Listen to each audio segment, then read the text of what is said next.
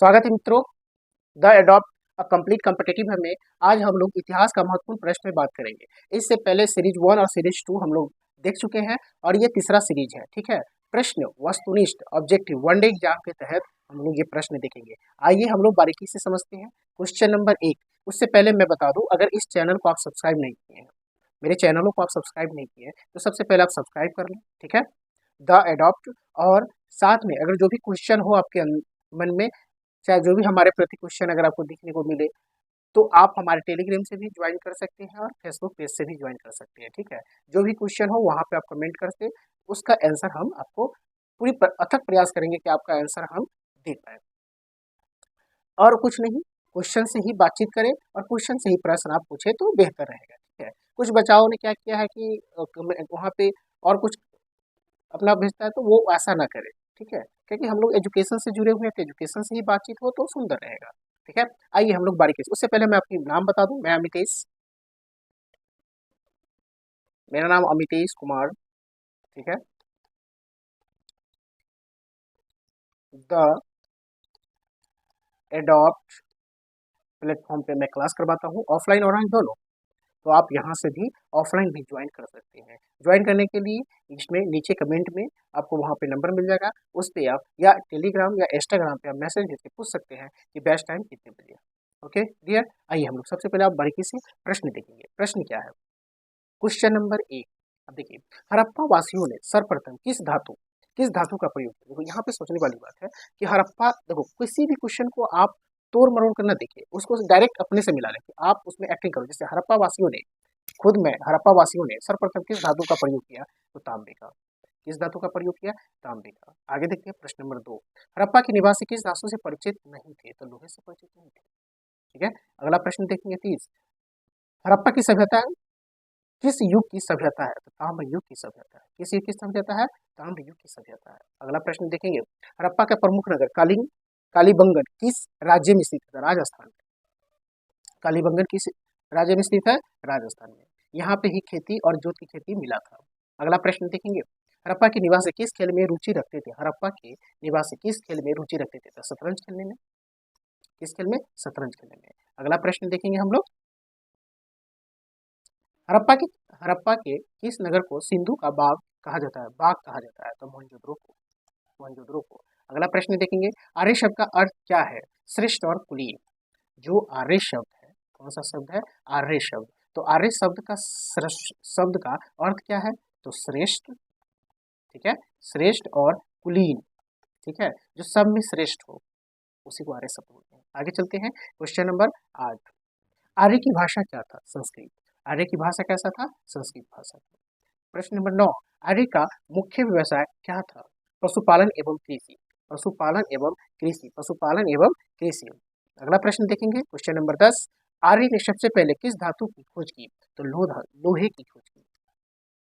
Sorry. प्रश्न number 11 देखेंगे, जैन धर्म के प्रवर्तक या प्रथम तीर्थक कौन थे? ऋषभदेव थे।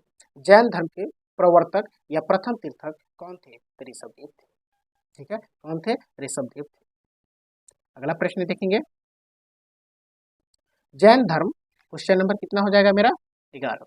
जैन धर्म के प्रवर्तक या प्रथम तीर्थक कौन थे? देखो, जैन धर्म के प्रवर्तक और प्रथम तीर्थक कौन थे? ऋषभदेव, अभी हम लोग देखे हैं। अगला प्रश्न देखेंगे 12। जैन धर्म के 24वें एवं अंतिम तीर्थक कौन थे? 24वें एवं अंतिम तीर्थक कौन थे? तो महावीर स्वामी।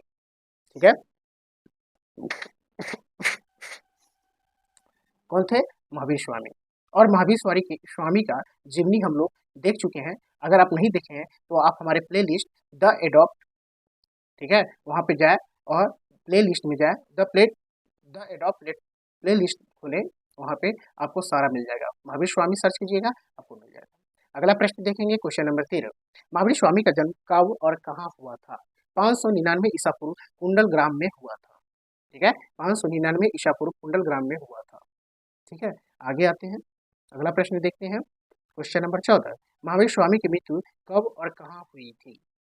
महावीर स्वामी का मृत्यु कब और कहाँ हुई थी? तो 527 ईसा पूर्व पावपुरी पटना में। महावीर स्वामी की मृत्यु कब और कहाँ हुई थी? 527 ईसा पूर्व पावपुरी पटना में। अगला प्रश्न देखेंगे, प्रश्न नंबर 15। जैन धर्म के दो संप्रदाय कौन कौन से थे? श्वेतांबर और दिगंबर। ठीक है, श्वेतांबर जो था वो स्वस्थ वस्त्र का वस्त्र पहनता था और दिगंबर जो था वो नंगे नंगे रहता था। ठीक है, आगे आते हैं, अगला प्रश्न देखेंगे हम लोग। किसान शासन किसान किस शासक ने विक्रमशिला विश्वविद्यालय की स्थापना की थी? तो धर्मपाल ने किया था। कौन किया था? धर्मपाल ने। किस शासक ने विक्रमशिला विश्वविद्यालय की स्थापना की थी? तो धर्मपाल ने। ये पाल वंश से संबंध था। किस वंश से? पाल वंश से। ठीक है, पाल वंश से संबंध था। ठीक है, अगला प्रश्न देखेंगे, क्वेश्चन नंबर 14। बौद्ध ग्रंथ त्रिपिटक की रचना किस भाषा में की थी? पाली भाषा में की थी। किस भाषा में की थी? पाली भाषा में की थी। पाली भाषा में की थी। अगला प्रश्न देखेंगे हम लोग।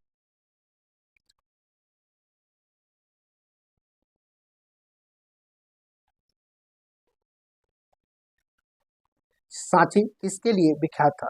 सबसे बड़े बौद्ध स्तूप के लिए। सबसे बड़े बौद्ध स्तूप, यहाँ पे सबसे बड़ा मूर्त बौद्ध स्तूप का बौद्ध स्तूप मिला है। कहाँ? सांची में। अगला प्रश्न देखें 19। महावीर का जन्म किस क्षत्रिय गोत्र में हुआ था? तो जांत्रिक में। ठीक है, जांत्रिक में। सब उसके बाद 20वां प्रश्न देखेंगे, सबसे प्राचीन विश्वविद्यालय कौन सा था? नालंदा था। ठीक है, अगला प्रश्न देखेंगे 21। भारत में नागरिक सेवा का जनक किसे कहा जाता है?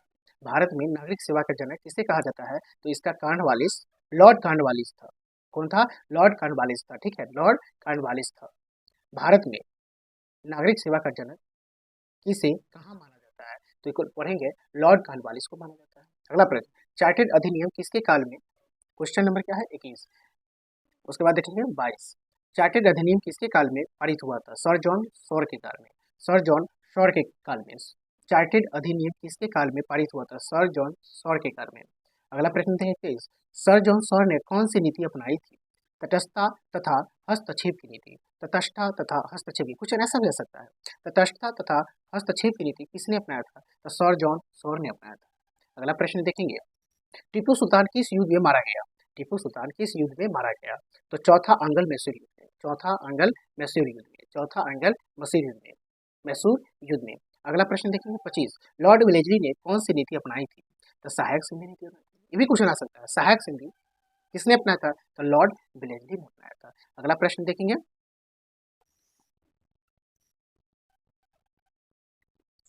सहायक संधि करने वाला पहला राज्य कौन सा था? हैदराबाद। कौन सा था? हैदराबाद। अगला प्रश्न देखेंगे, पोर्ट विलियम कॉलेज की स्थापना किसने की थी? तो लॉर्ड वेलेस्ली ने। Port William port William college की स्थापना किसने की थी? पोर्ट विलियम कॉलेज की स्थापना किसने की थी? तो लॉर्ड वेलेस्ली ने की थी।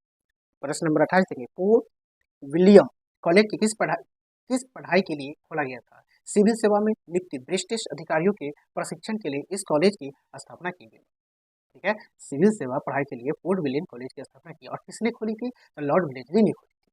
अगला प्रश्न देखेंगे, प्रश्न नंबर 29। ठीक है, लॉर्ड वेलेस्ली खुद को क्या कहा करता था? बंगाल का शेर कहा जाता था। तो देखो, क्वेश्चन एक ऐसा भी बन सकता है कि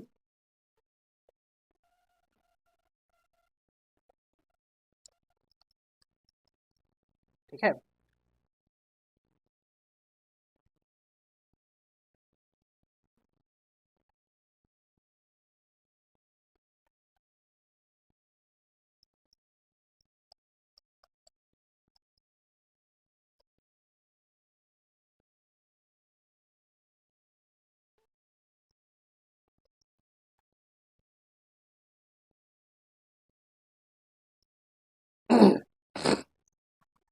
बंगाल का शेर किसे कहा जाता है? तो लॉर्ड वेलेस्ली को कहा जाता था। बंगाल का शेर किसे कहा जाता है? लॉर्ड वेलेस्ली का। लॉर्ड वेलेस्ली कहाँ का शेर माना जाता था? अपने आप को, खुद को क्या कहता था? तो बंगाल का शेर कहता था। अगला प्रश्न देखिए, प्रश्न नंबर 30।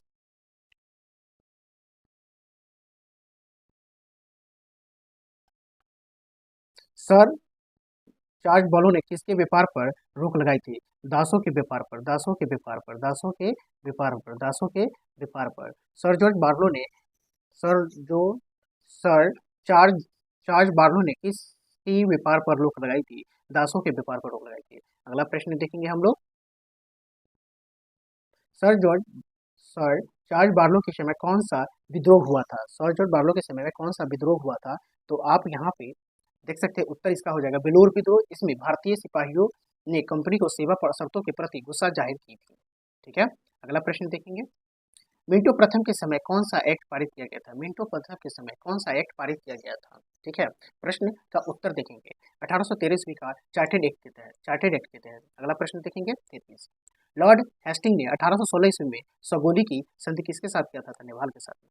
अच्छा, आपको बता दें 1816 में, ठीक है, किसके साथ सगोली का संधि की थी? तो नेपाल के साथ, ठीक है। कौन किया था? लॉर्ड हेस्टिंग ने किया था। अगला प्रश्न देखिए 34। लॉर्ड हेस्टिंग ने किस पर लगे प्रतिबिंब को हटाया था? लगे प्रतिबिंब को हटाया था, प्रेस, ठीक है। अगला प्रश्न देखेंगे, सर जॉर्ज